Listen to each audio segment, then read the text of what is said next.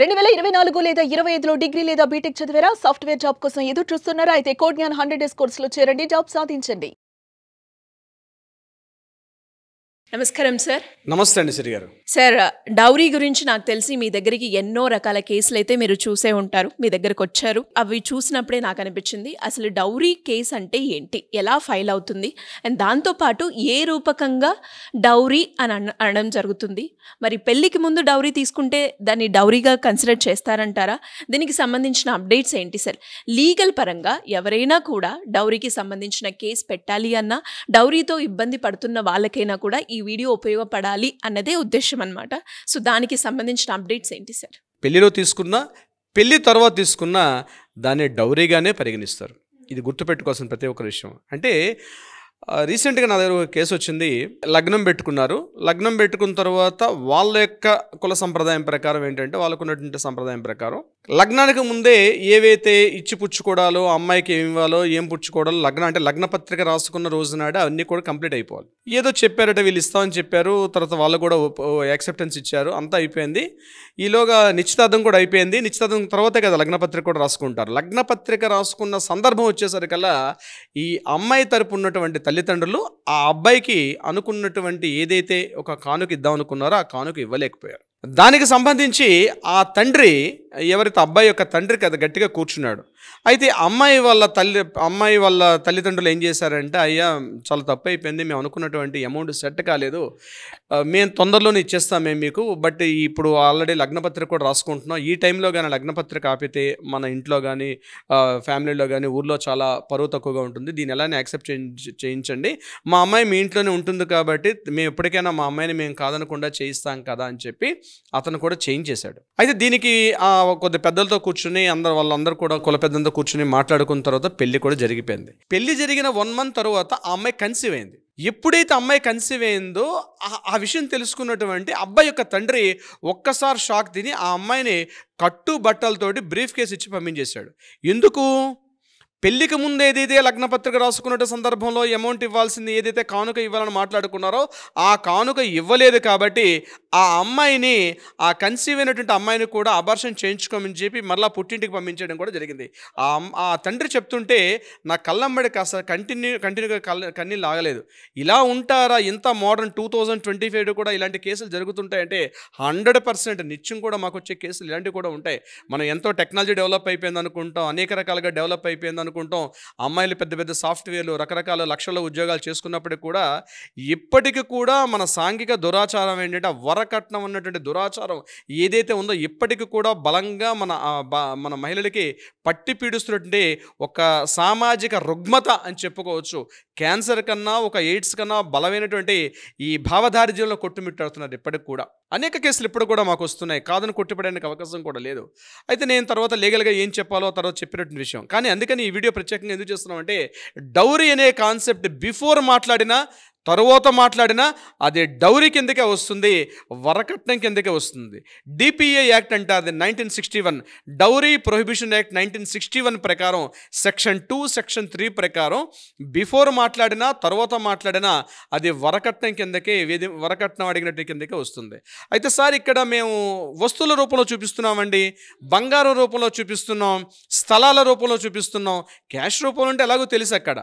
So ఏ రకంగా చూపిస్తున్నాం కాబట్టి ఇది డౌరీ కిందకి రాదా? మీరు ఏ రకంగా చూపించినా, మీరు ఏ రకంగా రిసీవ్ చేసుకున్న పేరెంట్స్ దాన్ని డౌరీ కిందనే పరిగణిస్తారు. అంటే నేను చెప్తాను, సాక్ష్యాలు ఎలా సేకరించాలనే విషయం మీద నేను చివరిలో చెప్పే ప్రయత్నం చేస్తాను. వీడియో చివరి దాకా చూడండి. సో ఏ రకంగా తీసుకున్నా దానిని కూడా డౌరీగానే పరిగణిస్తారు. ఇక రెండవది ఏంటంటే, క్యాష్ అనేది ఎలాగో కన్సిడర్ చేస్తాం. ఇక మూడో పాయింట్ ఏంటంటే, ఏదైతే లావాదేవీలు జరుగుతుంటాయో వారిద్దరి మధ్య ఉన్నటువంటి అబ్బాయిని ఆ వరకట్నం కింద తీసుకున్నటువంటి స్థలమైనా, ఇల్లైనా, ల్యాండ్ అయినా, వస్తువులైనా ఏ రకంగా తీసుకున్నా దాన్ని డౌరీగానే పరిగణిస్తారు. సరే, ఎంత అమౌంట్ పరిగణిస్తారండి డౌరీగా? ₹1 నుంచి ఇంత అని మినిమం, మ్యాక్సిమం లిమిట్ అని ఎక్కడ మన చట్టాల్లో నిర్వర్తించలేదు. కొంతమంది వస్తారు, సార్ మేము తీసుకొని జస్ట్ స్మాల్ అమౌంట్ అండి, ₹1,00,000, దానికోసం ఇంత పెద్ద సెక్షన్ ఉంటుందా? ఉంటుంది. ₹1 తీసుకున్నా వరకట్నమే. అది ₹1, 10 లక్షల, ₹1,00,000, ₹1,00,00,000 అని చెప్పి ఎక్కడ మన చట్టాల్లో స్పెసిఫిక్గా మినిమం అమౌంట్, మ్యాక్సిమం అమౌంట్ అని చెప్పి ఎక్కడ మెన్షన్ చేయాల. సో వరకట్నానికి ఇంత అని ఎక్కడ మెన్షన్ చేయలేదు కాబట్టి ఏది జరిగినా వరకట్నం కిందకే వస్తుంది. వస్తువుల రూపంలో ఇచ్చినా, స్థలాల రూపంలో ఇచ్చినా, లేదా క్యాష్ రూపంలో ఇచ్చినా దాన్ని వరకట్నం కిందనే పరిగణిస్తారు. పరిగణించిన తర్వాత ఆ మ్యారేజ్ అయిపోయిన తర్వాత ఆ అమ్మాయికి ఆ వరకట్నం అనుకున్న అమౌంట్ ఇవ్వలేదు కాబట్టి ఆ అమ్మాయిని పంపించినా, ఆ అమ్మాయిని వేధింపులకు గురి చేసినా అది తప్పనిసరిగా వరకట్న వేధింపుల కిందకే వస్తుంది. అది ఖచ్చితంగా 498 అని కేసు పెట్టుకోవడం తెలుస్తుంది. కానీ కొన్ని సందర్భాల్లో అది ఇచ్చిన తర్వాత ఎవిడెన్స్ ఎలా సేకరించాలి, లీగల్ పరంగా మేము ముందుకెళ్ళాలి అంటే ఎలా అని చాలా మందికి డౌట్ ఉంటుంది. అలా ఎవిడెన్సెస్ని ఏ విధంగా గ్యాదర్ చేయొచ్చు అంటారు సార్? ఇది చాలా ఇంపార్టెంట్. చాలామంది డౌట్ పడుతూ ఉంటారు. అక్కడ మనకు ఆచారాలు, సంప్రదాయాలు, విశ్వాసాలు, మన పెద్దల యొక్క హ్యుమానిటీ గ్రౌండ్స్ ఎన్నో అక్కడ పనిచేస్తాయి. ఇవన్నీ కనిపిస్తాయి, అన్నీ కనిపిస్తాయి. కాబట్టి ఇక్కడ అమ్మాయిని పెళ్లి చేయడమే పెద్ద విషయం అన్న బాధ్యతతో తల్లిదండ్రులు ఉంటారు. ఇక్కడ అబ్బాయి వాళ్ళు ఎలా ఉంటారంటే, అమ్మాయి వచ్చింది కదా, ఏంటి అగ్రిమెంట్లు అడుగుతున్నారా, పేపర్లు అడుగుతున్నారా, చెక్స్ అడుగుతున్నారా, వీటికి ఎవిడెన్స్ ఏంటి అని చెప్పి అబ్బాయి వాళ్ళు కూడా ఒక మెట్టు ఎక్కువగానే ఉంటారు. సో వీటికి సాక్ష్యాధారాలు ఎలా సేకరించాలి? సో నెంబర్ 1 గుర్తుపెట్టుకోండి, క్యాష్ రూపంలో ఇచ్చినట్లయితే ప్రత్యేకించి మీరు క్యాష్ ఎక్కడ డ్రా చేస్తారు, ఎలా కలెక్ట్ చేస్తారు అన్నది కూడా అది కూడా ఇంపార్టెంటే. అంటే మీరు క్యాష్ ఇచ్చే సందర్భంలో క్యాష్ని మీరు దీన్ని ప్రూవ్ చేయలేకపోవచ్చు, కానీ ఏదైతే మీరు లగ్నపత్రం రాసుకోవడం కానీ, లేకపోతే వివాహ నిశ్చయం, తాంబూలాలు, లేదా నిశ్చితార్థాలు ఇట్లాంటివి చేసుకున్న సందర్భంలో మీరు ఎక్కడో చోట క్యాష్ని డ్రా చేసి ఉంటారు. ఎక్కడ క్యాష్ ఉండదు కదా, ఒక స్పెసిఫిక్గా పెట్టుకోరు కదా, ఎక్కడో క్యాష్ కలెక్ట్ చేస్తుంటారు. ఆ క్యాష్ కలెక్ట్ చేసినటువంటివి కూడా మీకు ఆధారంగా ఉండే అవకాశం కూడా ఉంటుంది. రేపు ఫ్యూచర్లో ఏదైనా మీరు ఏ అమ్మాయినైతే మీరు మీ అమ్మాయిని ఏ అత్తవారింటికి పంపిస్తున్నారో వాళ్ళ వేధింపులకు గురిచేస్తే ఇది కూడా సాక్ష్యాధారంగా పనిచేసే ప్రభావం ఉంటుంది. నెంబర్ 2, వస్తువులు కానీ, బంగారం కొంటే బంగారం యొక్క రిసిట్స్ కానీ, లేకపోతే ఏవైనా చెక్స్ కానీ, బాండ్స్ కానీ ఇట్లాంటివి ఏవైనా ఉంటే వాటికి కూడా సాక్ష్యాధారంగా చూపించే ప్రయత్నం చేయొచ్చు. ఇక 3వది సాక్షులు, ఐ విట్నెసెస్. అంటే ఈ యొక్క సంఘటన జరిగిన తర్వాత అమ్మాయి పొరపాటున ఆమె యొక్క జీవితం ఏదైనా తర్వాత ఆ అబ్బాయి మీరు అనుకున్న అమౌంట్ ఇవ్వలేదని చెప్పి ఆ అమ్మాయిని మరలా వెనక్కి పంపించేసే ప్రయత్నంలో సాక్షులు ఉంటారు. అంటే ఐ విట్నెసెస్ చేసిన సందర్భాల్లో ఇంటి పెద్దలు కానీ, లేకపోతే కుల పెద్దలు, సంఘ పెద్దలు కూర్చుని మాట్లాడుకున్న సందర్భంలో వాళ్ళ ఐ విట్నెసెస్ వాళ్ళు ఇచ్చినటువంటి ఓరల్ స్టేట్మెంట్స్ని కూడా సాక్ష్యంగా పరిగణించే అవకాశం ఉంటుంది. సో వరకట్నం చూపించాలంటే సార్ ఇప్పుడు మేము సాక్ష్యాధారాలు ఎక్కడ తీసుకొస్తాం అని భయపడాల్సిన అవసరం లేదని చాలా రకాలుగా మనం సేకరించుకునే అవకాశం కూడా ఉంటుంది. ఎండ్ ఆఫ్ ద డే అబ్బాయి కానీ మిమ్మల్ని వరకట్నం తెస్తేనే నేను కాపురానికి తీసుకుంటాను అని కానీ బెదిరింపు చేసినా, అంతవరకు మా ఇంట్లో అడుగు పెట్టొద్దని చెప్పి అత్తామామల ఆ అమ్మాయిని మెడపెట్టి బయటకు గెంటేసినా, ఒకవేళ అబ్బాయి కాస్త సానుకూలంగా మాట్లాడినప్పుడు కూడా ఇంట్లో వాళ్ళ యొక్క ఫ్యామిలీ మెంబర్స్ ఎవరు కూడా యాక్సెప్టెన్స్ ఇవ్వకపోతే దాన్ని డౌరీ యాక్ట్గానే, అంటే వరకట్న వేధింపులుగానే పరిగణిస్తారు. డిపిఈ యాక్ట్ కింద 1961 డిపిఈ యాక్ట్ కింద వాళ్ళ మీద కేసు బుక్ చేసే అవకాశం కూడా ఉంటుంది. కానీ చాలా వరకు మన ఉన్నటువంటి మన ఆచార సంప్రదాయాల్లో అంత తొందరగా చొరవ తీసుకోరు. కానీ గుర్తుపెట్టుకోండి, ఒక ఆడపిల్లని మీరు ఎప్పుడైతే ఒక అత్తవారింటికి పంపిస్తున్నారో అతడు మనీ పాయింట్ ఆఫ్ వ్యూలో డిమాండ్ చేస్తున్నాడంటే అలాంటి ఇంటికి పంపించకపోవడమే మంచిది. ఈరోజు డిమాండ్ చేశాడు, రేపు ఇతరత్రా ఇంకొక రకంగా చేసేవాళ్ళు ఉంటారు. అబ్బాయి ఒకవేళ మంచివాడు అవుతాడు, కొన్ని చోట్ల అబ్బాయి అంటాడు నేను మా పేరెంట్స్ని మేనేజ్ చేసుకుంటానులే, నేనే నీకు ఇస్తున్నాను, ఈ అమౌంట్ పెట్టి మా పేరెంట్స్కి ఇచ్చేసి అని చెప్పి కొన్ని కేసులు కూడా మాకు వస్తుంటాయి. ఏ రకంగా అయినప్పటికీ కూడా గుర్తుపెట్టుకోండి, వరకట్నం తీసుకోవడం తప్పు, ఇవ్వడం కూడా తప్పు. ఇవ్వడం కూడా తప్పు. అప్పుడు మీరు కూడా చట్టరీత్యా నేరం చేసే వాళ్ళు అవుతారు. అందుకని నేను స్పెసిఫిక్గా చెప్పేది, ఎవరైనా డిమాండ్ చేస్తున్నారంటే దయచేసి మీ ఇంటి ఆడపిల్లని ఆ ఇంటికి పంపించకపోవడం మంచిది. ఎందుకంటే వాళ్ళ ఐడియాలజీ మీరు ఆ ఇంటికి ఒక ఆడపిల్లని వాళ్ళు రమ్మని పిలవట్లేదు, ఒక డబ్బుల మూటను వాళ్ళు పిలుస్తున్నారు. కాబట్టి మీ ఆడపిల్లని ముఖ్యంగా తల్లిదండ్రులు గుర్తుపెట్టుకోవాల్సిందే.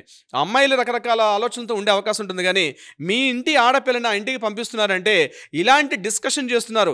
మీరు గౌరవంగా అమ్మాయికి ఏదైనా ఇచ్చే ప్రసక్తి ఉంటే అమ్మాయికి ఏదైనా ఇచ్చుకోండి, మీ యొక్క గిఫ్ట్ రూపంగా ఇచ్చుకోవచ్చు, అమ్మాయికి ఇచ్చుకోవచ్చు. అంతేగాని వాళ్ళకి ఇవ్వమని చెప్పి డిమాండ్ చేసి ఈ అమ్మాయికి ఇంత పెట్టండి, ఇంత బంగారం పెట్టండి, ఇంత బంగారం పెడితేనే కరెక్ట్, మేము ఇంత పెడుతున్నాం కాబట్టి మీరు ఇంత పెట్టండి, ఇంత కట్నం కావాలని చెప్పి డిమాండ్ చేస్తున్నారంటే ఎప్పటికైనా ఆడపిల్ల ఈరోజు బాగుండొచ్చామా కానీ తప్పనిసరి అంటే ఒక ఆలోచన ఎలా ఉంటుందంటే మన కుటుంబాల్లో అమ్మాయిని మంచి డబ్బు పంపిస్తే ఆ కుటుంబాలు బాగా చూస్తారు సంసారం ఒక చిన్న నానుడి మన జనబాహులో బాగా ఉండిపోయింది.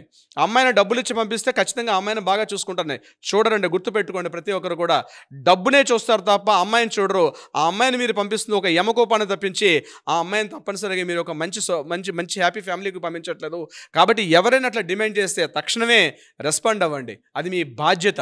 ఇంకా ఎవరికైనా కూడా ఎలాంటి ఇన్ఫర్మేషన్ కావాలి ఈ డౌరీకి సంబంధించి, ఇలాంటి సమస్యలో మేము ఇరుక్కుపోయాము, ఎలా బయటికి రావాలో అర్థం కావట్లేదు అనుకునే వాళ్ళు ఎవరైనా కూడా మిమ్మల్ని అప్రోచ్ అవ్వాలి అంటే ఎలా ఉంటుంది సార్? తప్పనిసరిగా సిరి గారు కింద స్క్రోల్ అవుతున్న నెంబర్ని కాంటాక్ట్ చేయండి, అట్లీస్ట్ వాట్సాప్ చేయండి. మీరు ఎక్కడున్నా పర్వాలేదు, ఏ ప్రాంతంలో ఉన్నా పర్వాలేదు, అంతర్జాతీయంగా ఇంటర్నేషనల్ ఎక్కడున్నా పర్వాలేదు, తక్షణమే కాల్ చేయండి, సలహా సంప్రదింపులు తీసుకోండి. అది కాకుండా కోర్టుల్లో ఏదైనా వివాదం ఉంటే వాటికి కూడా పరిష్కారం దిశగా మన లీగల్ టీం తక్షణం ఎప్పుడు కూడా సంసిద్ధంగా ఉంటారు సిరి గారు. Thank you sir, thank you so much. Thank you so much Siri గారు. సుమన్ టీవీలో మీ పర్సనల్ అండ్ బిజినెస్ ప్రమోషన్స్ కోసం కింది నెంబర్కి కాంటాక్ట్ చేయండి.